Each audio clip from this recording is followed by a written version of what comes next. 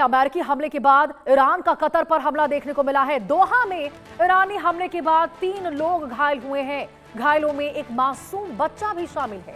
हमले के बाद कतर में हाई अलर्ट जारी कर दिया गया है। मिडिल ईस्ट में एक बार फिर देखिए तनाव पूरी दुनिया की चिंता का कारण बना हुआ है। ईरान की ओर से किए गए हमले के बाद कतर की राजधानी दोहा में दहशत का माहौल देखने को मिला और इस बार अमेरिका ने जो हमले किए हैं, इस हमले के बाद अब ईरान ने भी हमला किया और देखिए इस हमले के बाद गिरे मलबे की चपेट में आकर एक मासूम समेत 3 लोग घायल हुए हैं। सभी घायलों को तुरंत अस्पताल पहुंचाया गया है, जहां उनका इलाज जारी है।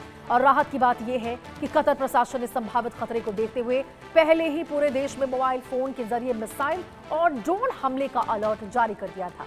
चेतावनी मिलते ही लोगों ने सुरक्षित स्थानों की ओर रुख किया, जिससे बड़े पैमाने पर जनहानि टल गई। हालांकि देखिए दोहा के कई इलाकों में तेज धमाकों की आवाजें सुनाई दी, जिससे कुछ समय के लिए अफरा तफरी का माहौल बन गया। फिलहाल कतर सरकार ने खतरे का स्तर सामान्य घोषित कर दिया है और सुरक्षा एजेंसियों का कहना है कि स्थिति पूरी तरह नियंत्रण में है।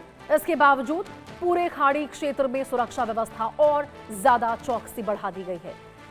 ब्रायन थॉमस हमारे सहयोगी इसी खबर पर हमारे साथ जुड़ चुके हैं। ब्रायन, ये नए रुख की ओर तो दोनों ही युद्ध चलता हुआ नजर आ ही रहा है, लेकिन अब यहां पर तो साफ तौर पर वो इलाके पर भी हमले किए जा रहे हैं जहां पे नागरिक है, आम नागरिक, जिनका कोई लेना देना नहीं है इस युद्ध से। अच्छा, बिल्कुल। कहीं ना कहीं देखिए, ईरान के मिसाइल और ड्रोन अटैक्स के बाद कतर में ऐसी रिपोर्ट आ रही है कि 4 लोग घायल हुए हैं, जिनमें एक बच्चा भी शामिल है। कतार के जो इंटीरियर मिनिस्टर के मुताबिक ज्यादातर लोग ईरानियन मिसाइल्स को इंटरसेप्ट करने के दौरान जो गिरे शार्पनेल और डेब्री की वजह से इंजर्ड हुए। उसके वजह से इमरजेंसी टीम्स को तुरंत रेस्क्यू ऑपरेशन शुरू करना पड़ा और सभी घायलों को हॉस्पिटल में एडमिट कराया गया है। उसके बाद भी अगर सिचुएशन की बात करें कि ईरान ने गल्फ रीजन में मौजूद अमेरिकन मिलिट्री फैसिलिटीज को भी टारगेट करती है कई मिसाइल्स और ड्रोन अटैक्स किए। अभी कुछ ही देर पहले भी ईरान ने काफी रिटेलिएटरी अटैक्स किए। ऐसे 60 से 8 मिसाइल्स है जो के तौर से सेंड किए गए। उसके अलावा भी कतर के जो एयर डिफेंस सिस्टम जिनको भी एक्टिव किया गया और कई प्रोजेक्टाइल्स को हवा में ही इंटरसेप्ट कर दिया गया। और इस हमले के बाद भी कतर ने ईरान की कड़ी निंदा करते हुए उन्होंने सिक्योरिटी अलर्ट को भी बढ़ा दिया गया है। अब सिचुएशन की बात करें, जो अमेरिका ईरान का कॉन्फ्लिक्ट है, इनके बीच में अभी बहुत ही ज्यादा सेंसिटिव और वॉलेटाइल सिचुएशन देखने को मिल रहा है, क्योंकि हम यूएस की तरफ से अभी कल देर रात में ही यूएस सेंटकॉम ने कुछ अटैक्स किए हैं।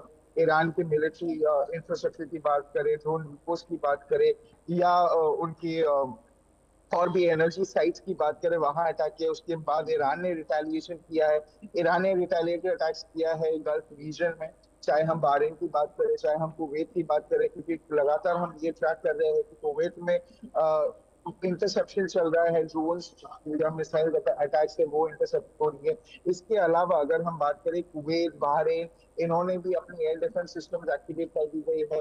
लोगों को फोन्स में अलर्ट नोटिफिकेशन आ रहा है कि आप घर के बाहर ना निकलिए, बहुत ही ज्यादा क्रूशियल सिचुएशन नहीं होता, आप इंडोर्स रहिए, खिड़कियों के पास मत जाइए। तो कहीं ना कहीं अगर हम सिचुएशन की बात करें, अभी बहुत ज्यादा वॉलेटाइल है, क्योंकि कहीं ना कहीं अगर ये अटैक्स होती है तो ये अटैक्स के बाद जो रेसिडेंशियल बिल्डिंग्स है उनको भी टारगेट किया जाता है, जिसकी वजह से जो आम नागरिक है, जो नॉर्मल कॉमनर्स है, बिल्कुल ब्रायन, उनको क्योंकि भी देखिए ये जो चीज का सायरन की आवाजें सुनाई दी है तमाम इलाकों में, ये न केवल यहाँ पर लोगों को सतर्क रहने को लेकर, एहतियात बरतने को लेकर या फिर सुरक्षित स्थानों पर जाने को लेकर बता रही है, संदेश दे रही है, बल्कि ये भी बता रही है कि युद्ध जो है, ये भी ऐलान कर रही है कि युद्ध जो है वो एक नए दौर में अब प्रवेश कर चुका है।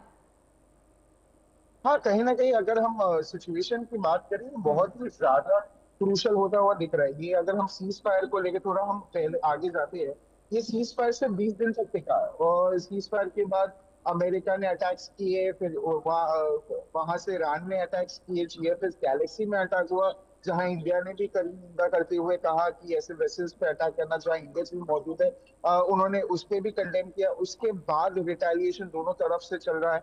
अगर हम ओमानियन अथॉरिटीज की बात करें, ओमानियन अथॉरिटीज क्लियरली ये कह रही है और कहती हुई नजर आ रही है कि diplomacy is the only way, पर कहीं ना कहीं डिप्लोमेसी होता हुआ नहीं दिख रहा है। अगर हम इस बीच में भी बात करें, एक जो स्टैंड ऑफ चल रहा है, मिडिल स्टैंड ऑफ चल रहा है यूएस ईरान, इसके बीच में हम ये देख रहे हैं क्रूड ऑयल या ब्रेंट ऑयल या डब्ल्यूटीआई ऑयल भी लगातार बढ़ता हुआ नजर आ रहा है। क्रूड ऑयल 78 रुपीज हो गया, जबकि वो कुछ दिन पहले 73 रुपीज था।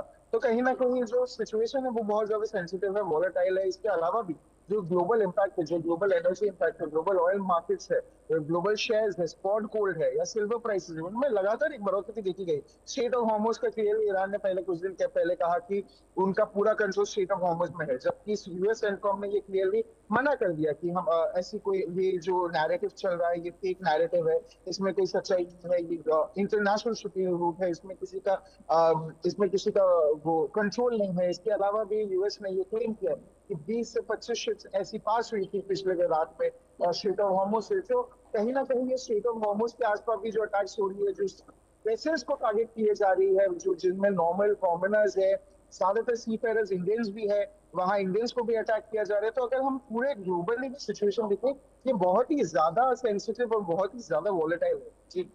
बिल्कुल ब्रायन, क्योंकि देखिए आप जिस प्रकार से स्ट्रेट ऑफ हॉर्मुज पर लगातार ताबड़तोड़ कार्रवाई दोनों ही देशों की ओर से हो रहा है, ऐसे में तो यही लग रहा है कि भाई जिस बात को लेकर, जिस मुद्दे को लेकर आपकी शुद्ध युद्ध की शुरुआत हुई थी 28 फरवरी को, वो आप भूल चुके हैं। वहां तो न्यूक्लियर बॉम्ब था, लेकिन अब तो लग रहा है कि नेचुरल रिसोर्सेज को हथियाना ही एक मुद्दा रह चुका है कि भाई नियंत्रण किसका सबसे ज्यादा होगा, क्योंकि समझ चुके हैं यही है वो नर्व जिसको पकड़ेंगे तो कंट्रोल किया जा सकता है पूरे विश्व पर।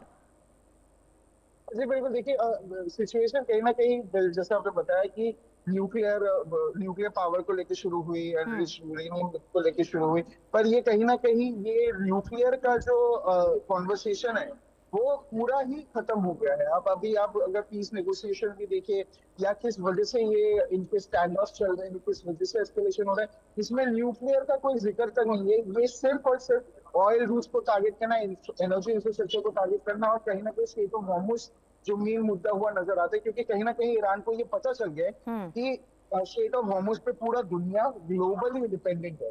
तो ये एक मेन स्टैंड पॉइंट हो गया बिल्कुल है ब्रायन, और जिसके देखिए कहीं ना वजह से कहीं यहाँ पर तमाम चुनौतियों के बावजूद यहाँ ईरान लगातार, धमकियों के बावजूद ईरान लगातार यहाँ पर हमलावर होता नजर आ रहा है, और वो समझ चुका है कि अब यहाँ पर खामने का बदला किसी भी कीमत पर लेना ही लेना है। ठीक है ब्रायन, बहुत बहुत शुक्रिया आपका तमाम जानकारी के साथ जुड़ने के लिए।